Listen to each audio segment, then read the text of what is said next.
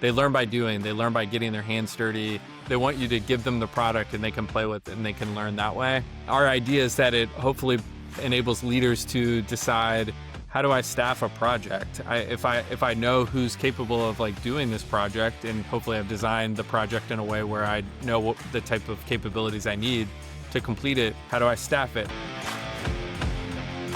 Hello, everyone.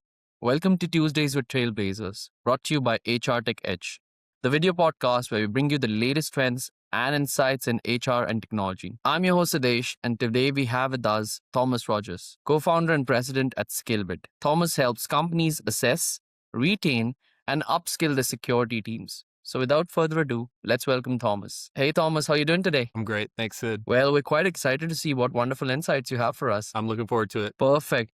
So, Thomas, I want to start at the beginning, right? So, because the decision to build around gamifying training wasn't that obvious a call, right? So, HR leaders were skeptical. A lot still are. And you still went ahead anyway. So, I want to understand, what were you seeing that they want? Yeah, we started the company actually around kind of competition-based training, which is a bigger thing in cybersecurity. So it was actually started at the first DEF CON conference back in the 90s, this concept of a capture the flag training competition in cybersecurity, where you're basically searching for vulnerabilities within technologies. And in doing so, you're finding, kind of deconstructing, like learning how to assess and evaluate technology for cybersecurity issues. So the concept of gamification kind of came from that. That was our format originally.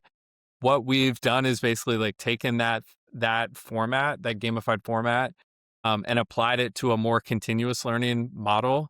And so the fact that it's gamified is really more about the underlying, nature of like how we see people have learned well in, within the like cybersecurity and engineering space. They learn by doing, they learn by getting their hands dirty. They don't want to sit through a demo and watch you, demo your tool. They want to, they want you to give them the product and they can play with it and they can learn that way. And so we've basically taken that mindset of the engineer, of the cybersecurity professional, and applied it to a continuous learning platform. Interesting. I mean, next, I actually want to dig into the engagement story, which is the easy part to sell. You have enough clients now to see what happens beyond completion, right? So what does this change that people aren't even tracking? I think what our approach has been to break down the things that people are actually doing on the platform into tasks or workflows that are representative of what they might do in their day job. So then you can say, you basically can apply, okay, this person has completed this task in this virtual environment that's designed around learning and teaching. So we can then deduce that they could do so in their day job. And so, yeah, the ability to sort of like zoom in onto like maybe a complicated workflow into like a bite-sized task of that workflow and say like, this individual is capable of doing this piece of this broader workflow. And so because we know that, we can deduce like they can probably do other parts of the workflow, and they can, you basically like build kind of a comprehensive and quantifiable understanding of their capabilities as an individual. And so doing that, our idea is that it hopefully enables leaders to decide, how do I staff a project? If I know who's capable of like doing this project, and hopefully I've designed the project in a way where I know what the type of capabilities I need to complete it, how do I staff it? How do I promote people? When should I hire someone externally? And so there's some inherent like employee retention things that go with that, and with a workforce where it's very well understood from a capability perspective. Got it.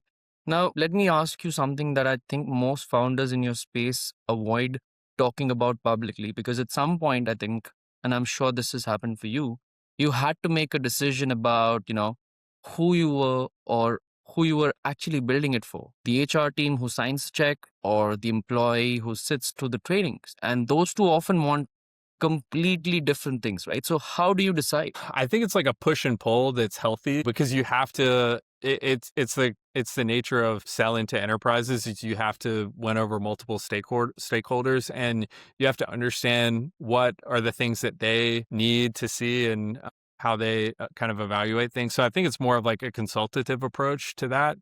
from a product perspective, usually you're going to have some sort of technical champion. So for us, that would be someone in the cybersecurity space and sometimes in like kind of general IT or software development, but someone who wants the thing and knows exactly how to apply the tool to, some problem set they're having from like a business leader or like an HR leader perspective. Then they need to understand what's the business case for us, like what are the value drivers on our side of the house. So if we are able to assess talent quicker or upskill talent to a better place, like what does that mean for me as an HR leader? And so I think it's finding a balance and knowing who you're talking to and being able to speak multiple languages, because you don't really get to choose. You kind of have to appease all the people that have decision-making influence. That sounds interesting. Now, let's shift aside to the hiring side of what you do, because this is where I think your positioning is genuinely unusual. And most companies in your space lead with, we'll help you find better people. And you lead with, first, let's look at the people you already have. Why is that? Because you can't know who the type of people you need to hire for if you don't know the capabilities you have internally first. And I feel strongly about that. I think if you're going to make decisions about, hey, we should bring someone else in to fix it, it's like if you don't know the capabilities you have internally, then you don't fully know the scope of the problem that you have internally. And I think that's a story that I've heard lots of times with like companies like GitHub when they were starting off. I remember hearing one of their founders talk about an early use case was they had a bunch of people building projects around Python, and they were like there was a company in like Eastern Europe using GitHub, and they were like, okay, we need to hire someone who like knows PHP, and they like looked at the GitHub repos of all the people internally. And apparently there was someone in South Africa that knew PHP, but they didn't know that person did. So they actually didn't need to hire someone. They could just bring someone over internally. So first off, kind of like scoping the like capabilities and projects that you are doing internally and kind of mapping them to like internal kind of skills methodologies or taxonomies, and then applying that and saying like, can we fill this internally? If we can't, okay, yes, we need to hire externally.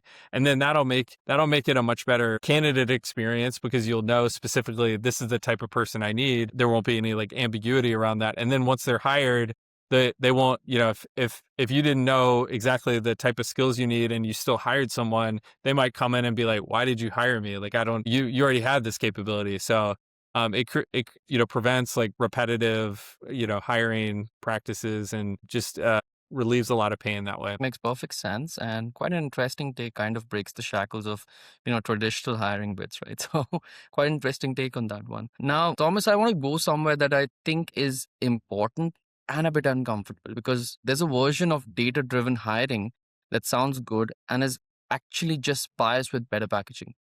The algorithm says no, so nobody has to feel bad about the decision. How do you think about that, not in theory, but in how you built the products? I think there's a lot of pieces of the interviewing and hiring process that are subject to bias, and it's easy, like even just writing the job description. Like a job description can be biased depending on who wrote. I mean, actually anybody could write a biased job description.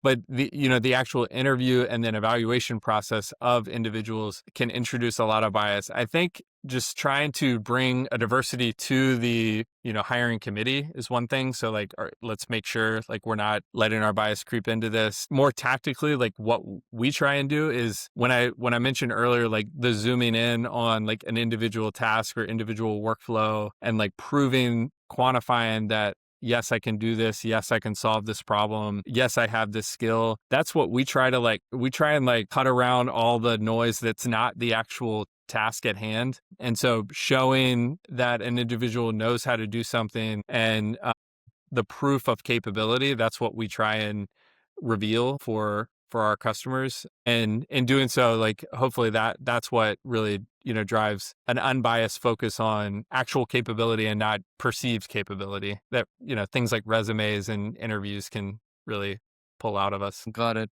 Now, almost when you map the talent inside an organization quantitatively, right? So what surprises the leaders most? Is there a pattern you keep seeing across companies that tells you something uncomfortable about how these, hiring decisions get made? I don't know about uncomfortable, but one thing that I hear over and over again, we have a podcast of our own where we focus on cybersecurity talent specifically. And so we talk to cyber leaders just about how do you interview well? How do you source candidates? Things like that. One of the things I hear over again in the interview process is I think when you think about like engineering hires, the main thing that people are focused on is how talented are they? How skilled are they? Like what programming languages do they know? And what are all the things that they can do? And what we hear over and over again is just the importance of the soft skills, like communication. Can this person write well? Can they talk about their experience in a cohesive way? Are they good teammates? And then curiosity is one that I hear over and over again is this person curious, hungry to learn? I think especially in the age of AI, that is really important because things are changing so quickly. If you're not curious, then you're going to get left behind. I think companies are consistently trying to evaluate people for curiosity as a metric for success for hires. Got it. Now, this next one I think might ruffle a few feathers or maybe some feathers because the HR tech learning space is enormous, right? So there are hundreds of platforms, billions in funding. And if you ask an honest question, I mean, how many of them are actually producing people who are better at their jobs versus just producing completion certificates? And why has the industry been okay with that gap? I think the primary reason is because people just don't really think about it that much. Like they have their day jobs to worry about. And so they're like, oh, like, yeah, we'll get training, we'll get learning. That's kind of like an add-on benefit, talk to HR, like it's fine, and I think the companies that think about their people as a competitive advantage are ones that win in the long term. I think skills are things that compound. I think there's a real competitive advantage from like a strategic perspective for companies that have a strong skill development, skill assessment, and on a continuous basis, set up like within their organization where they can actually like have a clear picture of what capabilities do we have, what capabilities do we not have, how do we fill those gaps. We know how we can fill those gaps, and yeah, they can move faster, they can staff projects faster, they can retain people at a higher rate, and they don't have to spend a bunch of time just in the well, Jim or Jane can do it, like so they just toss all the difficult projects to the same 2 or 3 people and move along. But I think the main reason why it's been people are, okay with these types of checkbox exercises is just because a lot of companies and leaders just don't think about it that much. That's quite insightful. And lastly, I want to make this practical. This was next one. I want to make this practical because I know there will be people listening to this who are founders, CHROs, and they have a hiring plan sitting open on their laptop, right? Before they post a single role or let's say talk to a recruiter, what is the one question you would force them to sit with? Say, are you sure you can't do this already? Are you sure you need to hire someone? I mean, I think a lot of people do think about that. And, we're definitely not in the ZERP era where like, there were 1,000 job postings at every company and people were paying 50% over their job bands just to in like a crazy competitive era of hiring. We're not there, but I do. And obviously like AI has changed a lot of this. I mean, you see layoffs in every single day, every single week. But I do think that there's not enough being done around capability assessment and having a clear understanding of who do we have, what skills do we have, where should we focus time, what gaps do we have, and really trying to drive an honest quantitative evaluation of existing talent. Now, before we wrap up, Thomas, I want to do something different. Let's do a rapid fire. So let me know whenever you're ready. I'm ready. Okay, first one. HR leaders calling gamification a gimmick. Are they protecting their employees or just protecting their comfort zone? I mean, I think it can be a gimmick. So I get it. I get both sides. I think there's a lot of gamification stuff out there. So they're probably protecting their employees, but it's also a little bit of a cop out because it's not a comprehensive evaluation of gamification. What percentage of learning platforms out there are building skills versus just building reports? Ooh, percentage. I don't know. That 80%. I think there's probably a lot that are more focused on compliance. Whatever percentage are focused more on compliance than on skills. Those are primarily like report generation platforms, I think. Got it. And if you had to delete one thing from the hiring process that every company does, but nobody should, what goes first? I don't know if this is exactly what you're looking for, but I was talking to somebody the other day about how you have to input, and I used to work at Workday, so I know Workday's like this too, but you have to upload your resume and then you have to input everything on your resume in the application, and no one likes that. Get rid of it. Okay. I mean, that's my complaint, been my complaint as well. So, nevertheless, I mean, a founder comes to you with the budget to either hire people or hire 3 new people or develop the team they already have. Where does the money go? Assessing their current team and scoping, let's map their skills and have a clear understanding of what they're good at. And then what projects are you working on where you feel like you need help. You might be able to hire less people than you think. You might need to hire more people than you think. But yeah, I would start with a really clear understanding of existing people prior to hiring. So, we can just take that as scoping the project, right? Yeah, that's right. Okay. And if an HR team had to unlearn one thing, what's the first thing that goes? The resumes, certifications, that stuff is massively overrated. The traditional like on paper things that people have viewed as capabilities, like it's not capabilities. It's what you've done, which is valuable. There's a place for it. I think with like engineering and cybersecurity, certifications are big in the space. People spend a lot of money on them. It's not a proxy of like what you're capable of. It's a proxy of what you've completed. And I think that's valuable and it has its place, but you can't use that as a way to say, make actual like decisions about what your organization is capable of. Got it.